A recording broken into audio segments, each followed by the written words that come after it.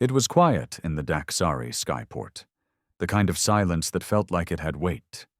No ships moving, no calls over the comms, just the low hum of energy fields flickering like invisible curtains across the hangar.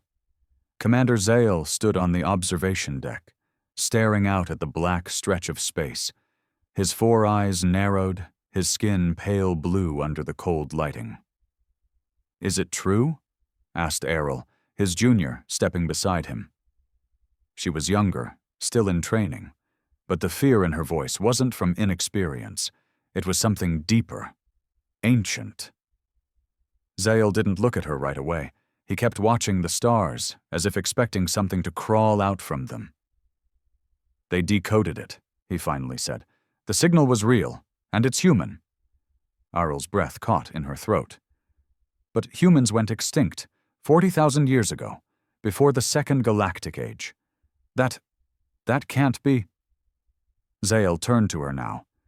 "We always thought that. Now, we're not so sure.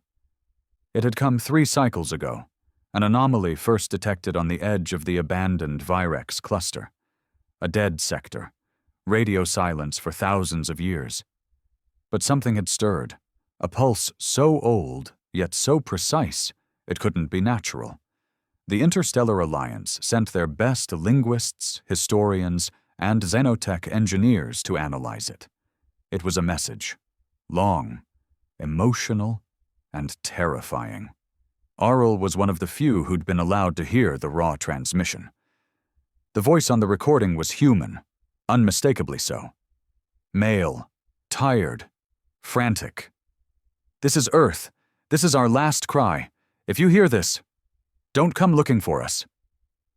He spoke of a war, not with aliens, not with AI, but with something far worse, themselves. A species turned inward, torn apart by obsession with power, control, immortality. They had reached the stars, touched other worlds, and then set fire to everything they found. Colonies devoured each other.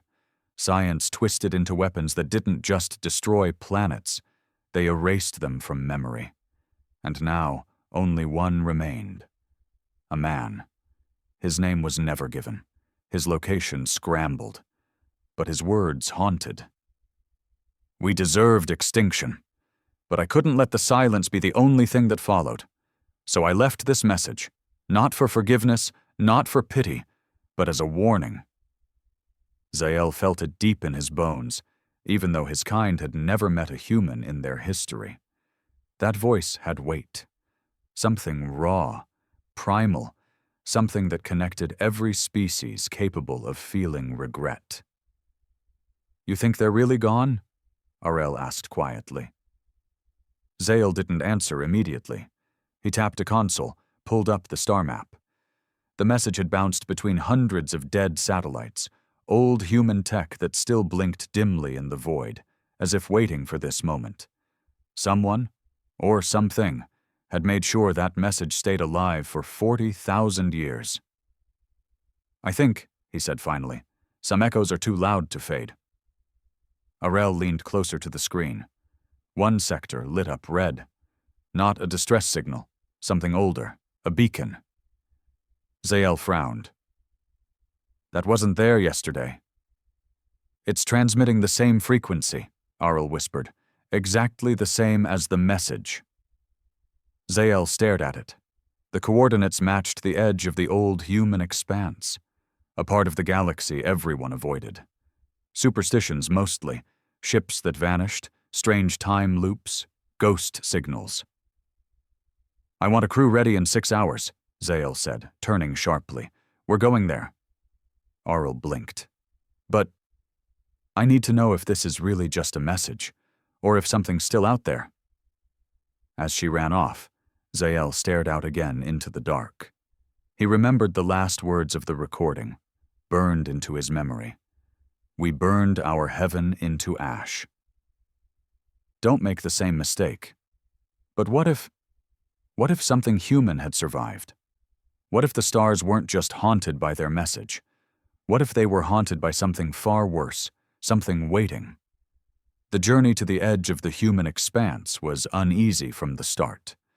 Zael's ship, the Veil Strider, glided through dark sectors where even light seemed hesitant to pass. Space here wasn't just empty. It felt watchful. They were 5 days into hyperslip travel, and already the crew was restless. Systems flickered without cause. Dreams turned violent. Even the air felt off. Arel sat in her bunk, staring at the same blinking line of coordinates that had brought them here. It hadn't stopped transmitting since they left Daxari space. Same repeating signal, like a heartbeat in the dark. Her translator had deciphered more of the original message, and with each new word, she felt the cold fingers of unease trace her spine. We tried to control death, and death fought back. Zael hadn't slept properly since launch. He stood on the bridge most nights, eyes red-rimmed, running simulations, trying to map the region ahead.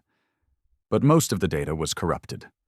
Black holes that weren't supposed to be there, debris fields that didn't match any known ship designs, and signals buried so deep they almost sounded like whispers.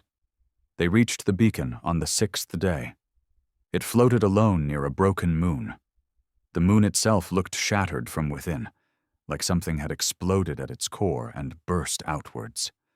The beacon was ancient, rusted, but still functional, human tech, unmistakably, and yet something about it felt wrong.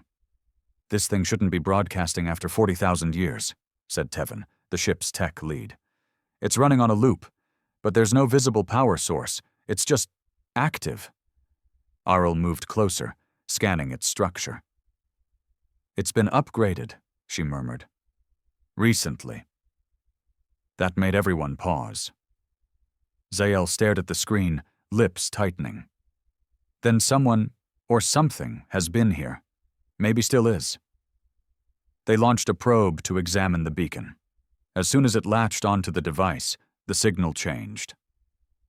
The crew watched in silence as the old voice returned. Not just a warning this time, but something new. "Congratulations, traveler. You've proven curiosity still exists. But now you must choose. Knowledge or survival." "What the hell is that supposed to mean?" Tevin muttered. Before anyone could respond, the lights dimmed. A low thrum rolled through the ship, like a growl from the deep. Screens blinked out. Gravity flickered. "AMP?" Arel gasped, grabbing the console. "No," Zael said, his voice hollow. "It's not technological, it's psychic." The voice returned, but not over the comms. It was inside them now, in their heads. "You can't comprehend what we became, but you will feel it." Arel fell to her knees, clutching her temples. Images flashed behind her eyes, cities falling upward into the sky, people twisted into light, screaming stars, and something massive wrapped in wires and bone, watching from behind a shattered veil. "Commander," she shouted. But Zael wasn't moving. He stood frozen, eyes wide, caught in something she couldn't see. With a desperate jolt, she activated a manual override on the comms and cut power to the probe.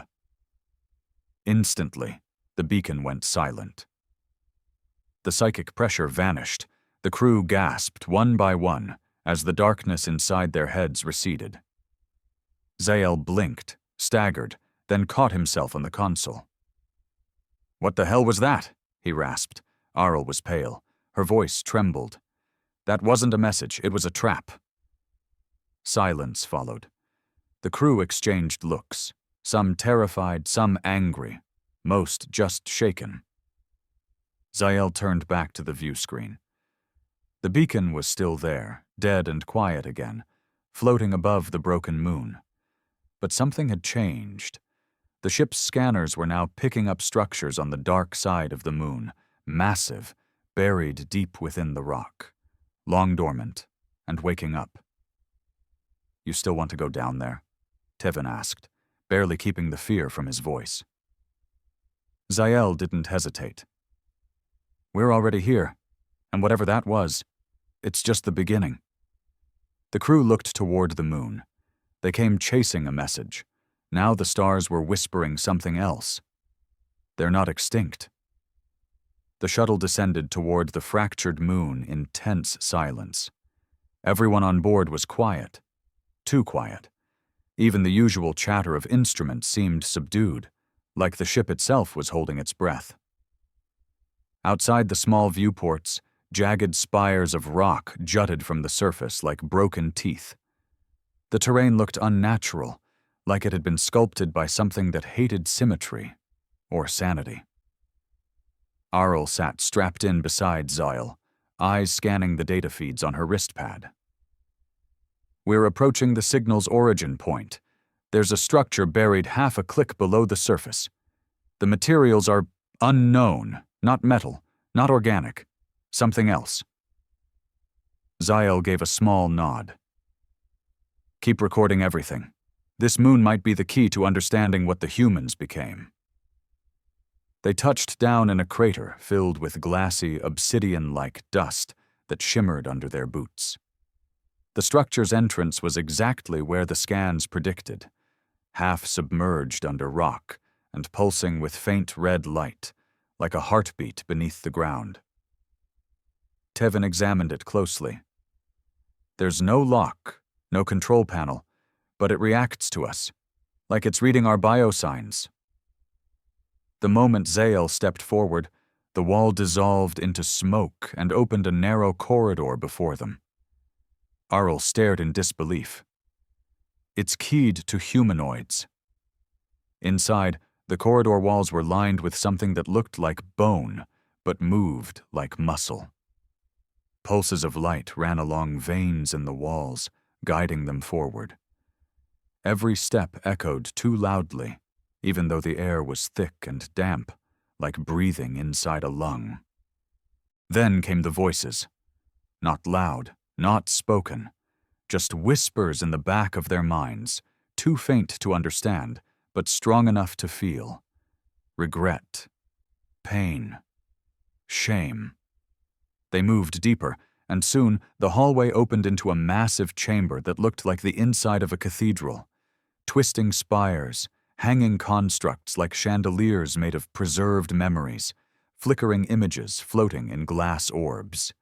Human cities, children playing, lovers embracing, and then fire, explosions, screams. Zale stepped forward and touched one of the orbs. It lit up. The voice returned. Memory Fragment 314, The Fall of Europa Colony. Suddenly, the chamber shifted. The crew was no longer standing in a room. They were inside the memory. The sky above them was deep red. Buildings melted as swarms of nanites devoured the colony. People ran, some already breaking apart mid-sprint as their bodies crumbled into gray dust. A child screamed for her mother, who disintegrated before their eyes. Zyle reached out, but his hand passed through her. It's a projection. No, a recording. But real. Too real. Then came the figure. It stood taller than a normal human, cloaked in black and silver, no face, just a void. It moved through the chaos untouched, leaving trails of silence behind it. Everyone it passed simply stopped existing. What is that? Arel asked, her voice shaking. The recording paused. The voice returned. Designation, Echo Sovereign, Phase 3 Human Evolution. Result, catastrophic failure. The scene dissolved. They were back in the chamber, gasping for air. Errol dropped to her knees. They didn't go extinct. They evolved into something wrong. Tevan looked like he was going to be sick. They killed their own kind with a thought. That's not evolution. That's damnation. Zale stood still, processing. They reached the pinnacle of control. No war, no hunger, no dissent. But they lost what made them human. They didn't die out. They chose to change. Suddenly the room dimmed. Another voice echoed, deeper, older. You shouldn't have come. Lights flared in the walls. A figure materialized before them, floating above the ground, featureless, wrapped in metal strands that pulsed like nerves. It wasn't a hologram. It was real. And it was watching them. "I am Remnant One," it said. "The last witness. The last warden." Zael stepped forward, tense. "You're human." "I was. Once, before we consumed ourselves and called it progress." Arel tried to speak, but the figure raised a hand. Her voice died in her throat. "You opened the memory. You heard the message. Now you must see the truth." The chamber began to shift again. Walls folding inward, forming a new corridor, one leading even deeper beneath the surface. The last words of Remnant One echoed through them, not just in sound, but in thought. "If you turn back now, you might live. But if you go forward, you'll never be the same again." They stepped forward, not because they were brave, but because they couldn't turn back. Not after what they'd seen. Not after what they felt. The corridor leading deeper into the moon wasn't made of walls anymore. It was memory. Living memory. The floor shimmered with moving images, flickers of Earth's past, sometimes beautiful, sometimes horrific. Arel walked carefully, each step sending ripples through the floor like it was liquid thought. One moment she saw a newborn in a sterile lab, held by gloved hands. The next, a city crumbling under a storm of black ash. Everything they'd been told about human extinction was unraveling.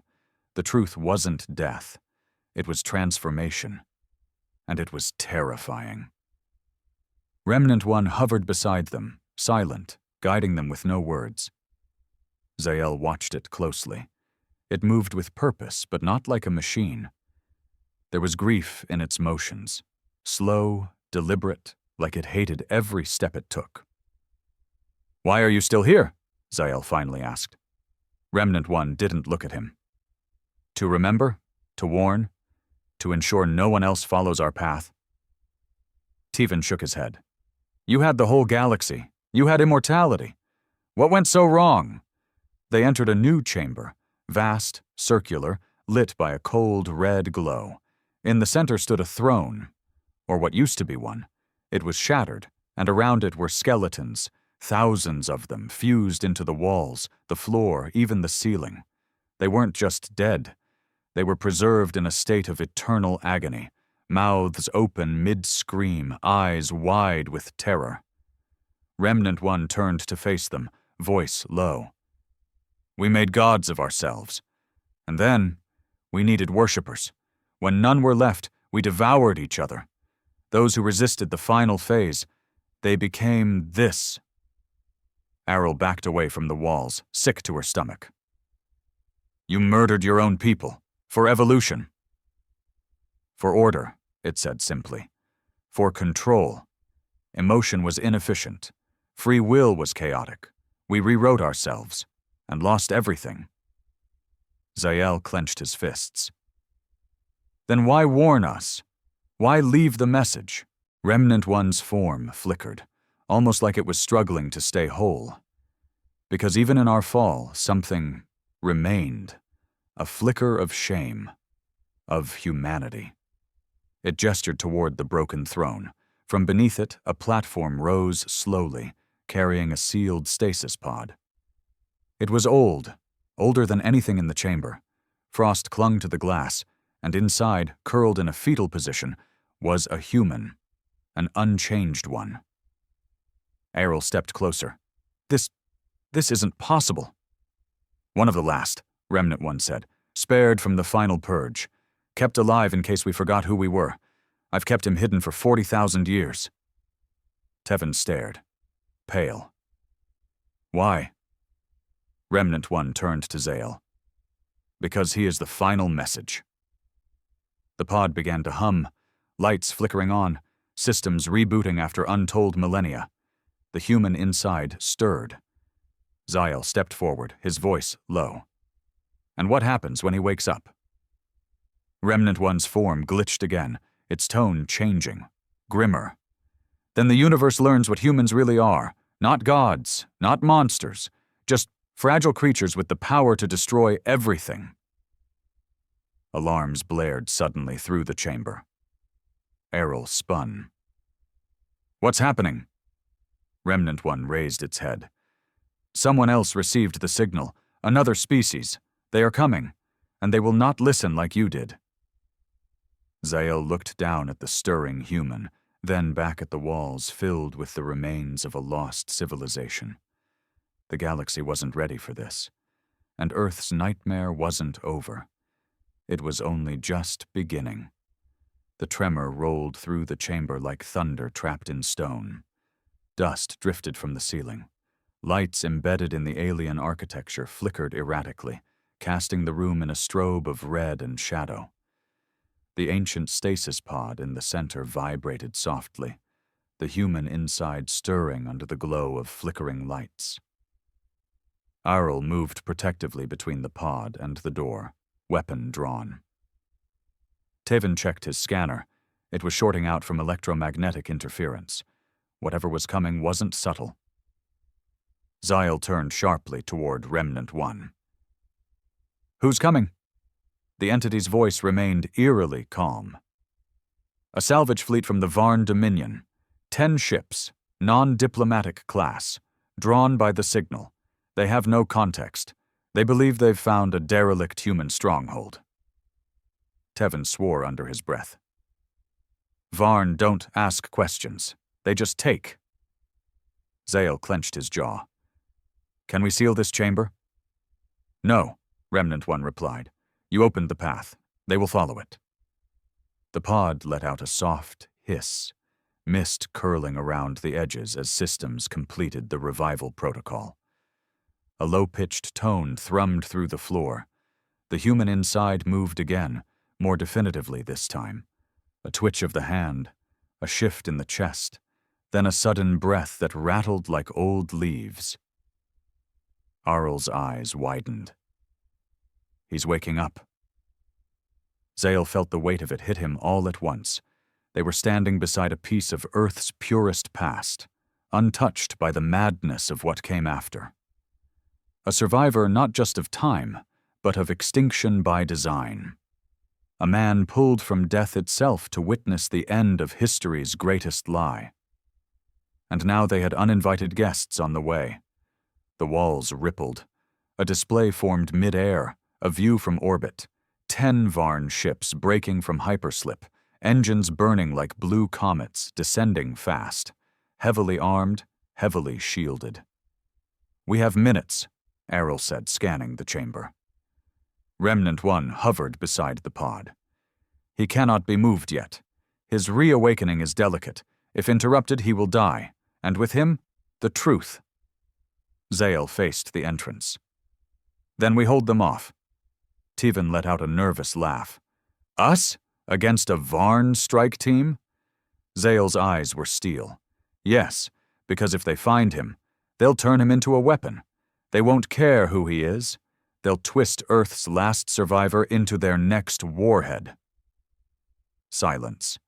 Then Arel stepped beside him. All right, let's make sure they never get the chance. Tevin cursed again, then loaded his plasma repeater. This is the worst damn first contact mission I've ever been on.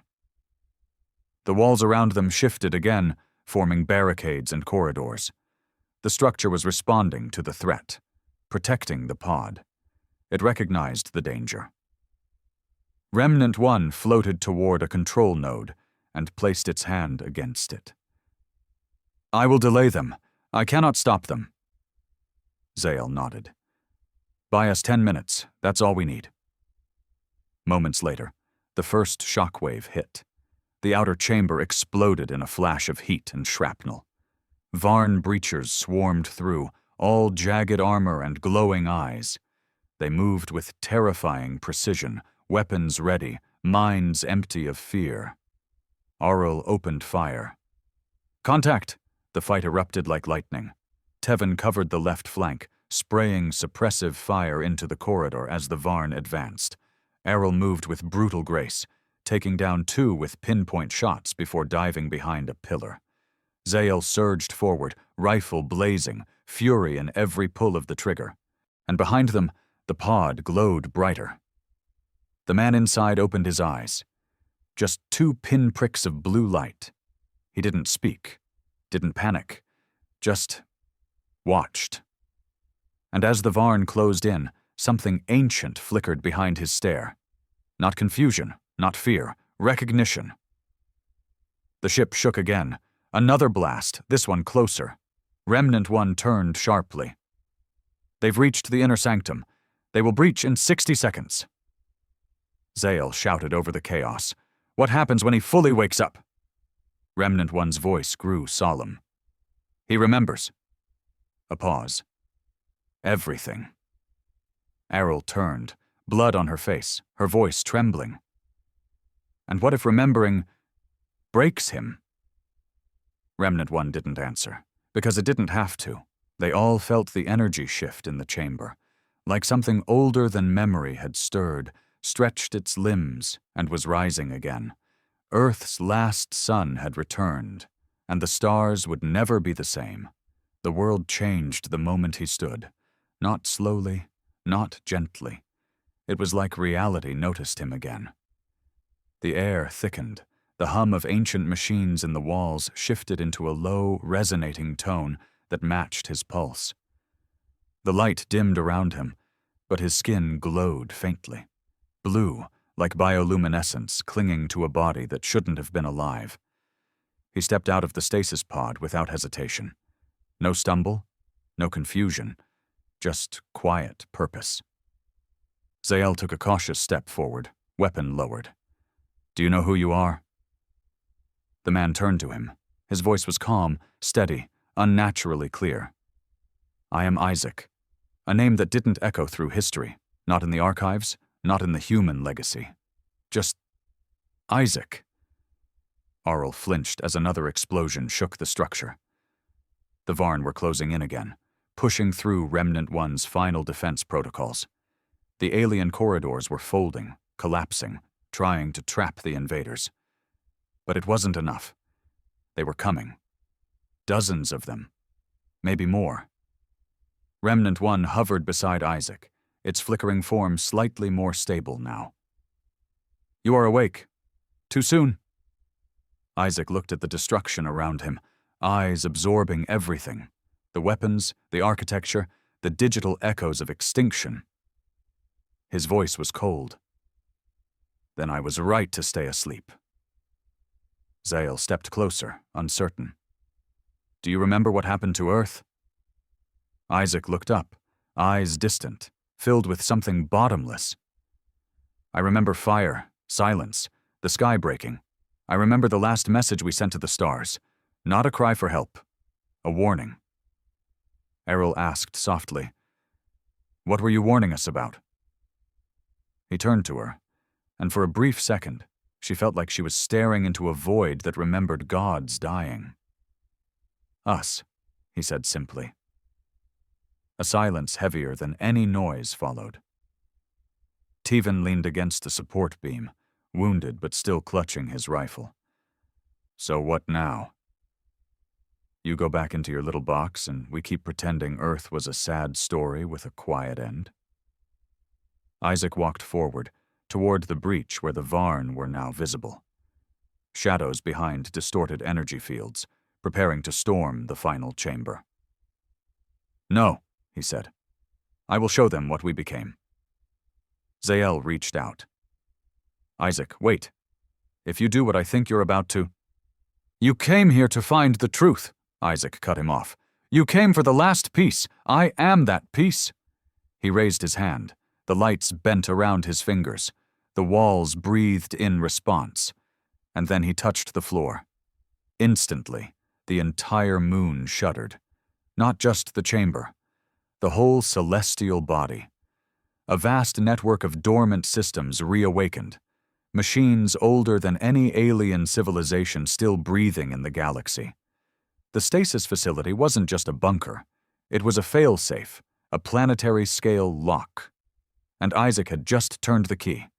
Energy surged upward, into the ceiling, into the walls, into the broken throne. A digital scream echoed through every frequency the team's gear could hear. Tevin collapsed, holding his head. Errol staggered, bleeding from her nose. Zale gritted his teeth. The Varn forces paused, confused. Some fell back. Then Isaac spoke, not with his voice, but with his mind. Every being in range heard it, whether they wanted to or not. You have reached for the remains of gods. Now kneel before the ash. The Varn screamed, not in pain but in fear. Something in them cracked. Maybe their implants, maybe their minds. One by one, they dropped their weapons, stumbling backward, gasping. Isaac turned to Zale. I remember now, not just who I am, but what we were, and what we tried to bury. Errol pushed herself upright. What did you try to bury? His voice was softer now. Mercy. Behind him, the skeletal remains in the chamber began to glow. Not decay, not fade, but glow, as if their memories were being rewritten. Remnant 1 watched in silence. Then, slowly, it lowered itself, kneeling. Zale looked around in awe and horror. What are you? Isaac looked him dead in the eyes. The last human, and the reason your galaxy still breathes. The Varn did not retreat. They fled. In all their arrogance, armed to the teeth, bred for conquest, raised to believe they were the next evolution of galactic dominance, they turned and ran. Their armor, so proud and gleaming, clattered to the ground as they scrambled over one another, screaming like children in the dark. They didn't understand what they'd seen. They didn't need to. They'd felt it. Not just fear. Reverence. Isaac stood at the center of it all, not triumphant, not angry, just still. As if the whole of him hadn't quite returned to the present. His eyes glowed like burning ice, calm, sad, a storm forever frozen just before the strike. Errol whispered. How did we fall this far? Remnant 1 responded, voice like a prayer. Because we flew too close to our own reflection and thought it was light. Tevin was slumped on the ground, pale but conscious, staring up at Isaac. He's not a man. He's a weapon pretending to be one. Isaac turned to him, gaze soft. Number I was a man. Then the world ended. And they needed something more. Zale's voice was tight. So, what? You're awake now. You've scared off the Varn. The galaxy knows something terrible survived. What happens next? Isaac walked slowly toward the shattered throne. As he passed, the walls straightened. The light changed hue, from red to a pale white glow that felt peaceful. Not like power reclaiming itself, but like memory taking a breath. This place was built to contain me, a last cage made by those who feared I would forget who I was and become what I was made to be. I volunteered to sleep. I hoped you would never come. Errol looked at him, voice trembling. Why? Because I was the last echo of a civilization that burned everything it touched, Isaac said. We weren't wiped out. We chose to disappear. We erased ourselves from history. Because we saw what we were becoming. We saw this, hunger in us, to conquer, to shape, to dominate. He turned back to them. And we realized we weren't evolution's gift. We were its mistake. The silence that followed was heavy. Zale finally broke it. Then why send the message? Because one day someone would reach this far. Someone would ask where humanity went. And they needed to know. Isaac's voice cracked slightly. We didn't die. We chose to end, for the sake of everything else. Arl stared at the floor, her jaw tight. But you're alive. I am, he said, and that is the problem. Remnant 1 hovered close. He cannot stay. Zale frowned. What do you mean? This facility. It was never meant to release him. His reawakening begins a countdown, a final failsafe. If he remains conscious for too long, the system assumes containment failed, It activates global sterilization. Tevan paled. You're saying this whole moon will self-destruct? Remnant 1 shook slightly. Number, not just the moon. The system will attempt to replicate what humanity once did. It will sterilize every trace of the message, every species within reach. It is a mercy protocol, built from fear. Isaac nodded solemnly. They feared what I could become. They were right to. Zyle stepped forward, desperate now. Then go back into stasis. We'll shut the countdown off. Find another way. Isaac smiled faintly. There is no other way. You broke the seal when you entered. The only way to stop what's coming is to remove the trigger. Tevan shook his head. You mean kill you? I mean, Isaac said gently, I have to die. For real this time. No, Arl said sharply, stepping forward. We found you. We fought to protect you. You're the truth, our history. Isaac walked to her slowly, placed a hand on her shoulder. It was warm. Human. You're the future, he said. Zale felt his throat tighten. Is there any other option? Remnant 1 paused. 1. They turned to it, all eyes suddenly filled with a sliver of hope, but its next words shattered them. You carry the last of him now, it said to Zale. He touched your mind. A fragment remains, memory, spirit, enough to preserve what matters. Zale blinked. You want me to become him? Remnant 1 shook its head. Number, you already are. That's why he chose you. Isaac stepped back toward the throne. Then he sat. The system reacted immediately. Light swallowed the chamber. Energy built all around. The countdown was collapsing faster now. He looked up one last time. Not scared. At peace. Tell them, he said to Zale. Tell the stars we tried. And then he smiled. Not like a god, but like a man who finally got to rest. The light consumed him. And then he was gone. The chamber fell silent.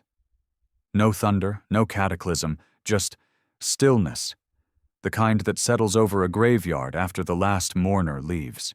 Zale stood there, numb, hands trembling, watching the space where Isaac had just been. No bones, no ashes, not even dust. Just air. The kind of absence that screamed louder than any explosion. Arl wiped her face with a shaking hand. He's really gone. Remnant 1's form flickered weakly now, dimmer than before. Yes, the failsafe detected voluntary termination. The purge protocols have been halted. The system is mourning. Zale turned to it, voice hollow. Can systems mourn? Remnant 1 pulsed gently. When they're built by those who learned regret too late? Yes. Tevan limped forward, blood drying on his shirt. We came here for answers. I don't even know what we're bringing back now. Zale finally spoke, quieter than before. Not answers, warnings. Arl sat down beside the throne, staring into the faint glow still pulsing from the ancient machinery. You believe what he said? That humanity chose extinction? Zale nodded. I think they saw what we all pretend isn't there, that the thirst for dominance never really goes away, that the smartest species aren't always the kindest, that power without restraint becomes plague. He looked down at his palms, as if checking for something invisible. And maybe he was, because something was there, a presence, a whisper. Not Isaac's consciousness, but something like residue, memory. As if the galaxy's last human had passed on his final thoughts in a language older than words. Arl whispered, So what now? Zale rose. The ceiling of the facility slowly peeled open, revealing a black sky speckled with distant stars. Their ship remained in orbit, summoned by Remnant 1's final command. The escape path was clear now. We go back, he said. We tell the story. Tevan raised a brow. And what? Warn the galaxy that we were monsters once? Zale turned toward the exit, his eyes harder than before. Number, we warned them that we could be again. Auril followed, silent. Tevin sighed and limped after. Remnant 1 hovered behind, its light nearly extinguished. Will you preserve his memory accurately? Zale paused at the doorway. We'll tell the truth. Even the parts that hurt? Especially those? He stepped into the corridor. As they moved toward the ship, the corridor lit up with every step, recognizing them not as intruders, but as something different now. Carriers of a legacy long thought dead. The stasis moon didn't crumble, didn't vanish. It just closed its eyes again. Far above, the ship opened its hatch, welcoming them back aboard. Systems flickered online, engines hummed. And as they rose into orbit, Zael looked down at the dead rock below. He didn't see a grave. He saw a warning buoy, a relic with teeth, a monument to the idea that extinction is sometimes an act of mercy. The stars were silent, watching, waiting. Zael didn't know if anyone would believe them, if the Council would bury the truth, if the Varn would return, if the galaxy would accept what humanity really was. But he did know one thing. The message had been received, not the one Earth sent before it vanished. This one. The last message from Earth, spoken not in code, or sound waves or ancient relics, but in bloodline, in memory, in the decision to rise, and then fall, before becoming what they feared most. And now, 40,000 years later, it still haunted the stars. Because deep down, everyone knew. Humanity hadn't been defeated. It had left, on its own terms, and maybe, just maybe, one day it might come back.